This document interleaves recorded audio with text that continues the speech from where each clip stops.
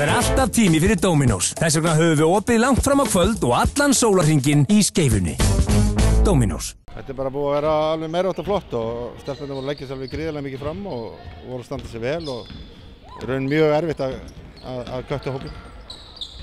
Þú varst að fara með hópinn þá úr 26 niður í hvað? Við fórum með henni í 16 en það voru 10 sem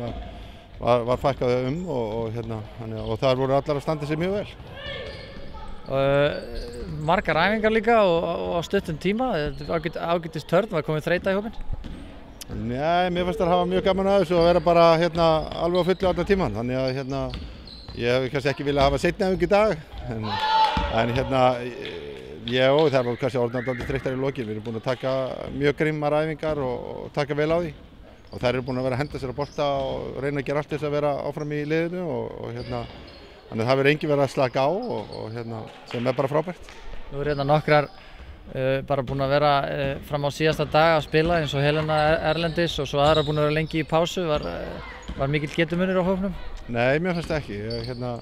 Við vorum að reyna að kötta 10 stelpur og auðvitað eru stelpur sem myndu segja eru þannig sér sjálfvaldar í þetta lið og við vorum ég og Margrét vorum að reikna það út að það væri svona cirka 8 sem við vorum komna með fastara í liðið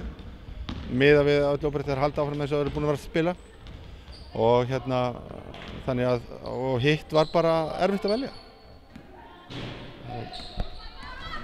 Þú ert ánægð með þessa 26 sem hafa komið? Mjög ánægð með þær allar og við vorum í raun að kötta stelpur sem var ekki mikill munur á og í raun saman sem engin munur og það voru svona hluti sem við vorum kannski að velja á milli því að við erum að spila ákveðna vörn og svoleiðis og við vildum fá líkamlegan styrk og við vildum fá svona voru kannski frekar að velja varnarhlutverkið og við vorum búin að velja mikið, vorum búin að æfingu mikið af varnaræfingum sem við erum að fara að leggja áherslu á og við vorum dálítið að fylgjast með því hverju voru að standa sig í því sem við vorum að leggja áherslu á og við vorum dálítið að velja út frá því mikið. Hvað er svo framundan hjá þessum 16 manna hópi og ykkur? Við verðum með aðra svona helgi, fyrstu helgina í júní og þá eru yngri landsliðin komin af Norðurlandamótinu og þá tökum við eina helgi og mjög grimmt og þá reikna ég með að við köttum þetta niður í 12 manna hóp eftir það og svo byrjum við aftur um 20. júní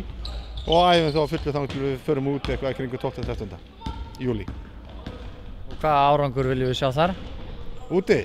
vinna alla leiki, það er bara þannig og það er stefnan að við erum í sériunum, við ætlum að vinna hann og fara upp riðil og það er engin launung, við erum að fara til þess að vinna þetta mót og sem þetta er bara mjög gott að taka þátt í Evrópukeppni en kannski gallið með þetta er að 18 ára landsliðið okkar er að spila akkurát á sama tíma og þær eru stelpur sem voru standið sér alveg gríðarlega vel á þessum æfingu hér Sara og Sandra og Guðlaug stóð sér mjög vel hún kom óvænt inn af því að féll út og hún stóð sér mjög vel en myndum telja að Sara og Sandra báðar ættu heim í þessum hópi hjá okkur og jafnvel meira en það en það þarf náttúrulega aðeins að velja og hafna og það er náttúrulega verið að taka þátt í þessu 18 ára landsliði með þær sem lykilmenn þar og það myndi veikja það alveg gríðarlega mikið við að taka þær úr því liði og láta það spila með okkur en eins og staðan í dag þá teljum við að segja jafnvel betra fyrir þær að vera þar og vera lykilmenn þar og þurfa að leiða það lið og fá þá reynslu og ég held að það muni skila sig bara upp til okkar seinna meir en báðar eins og það voru að spila núna voru frábærar.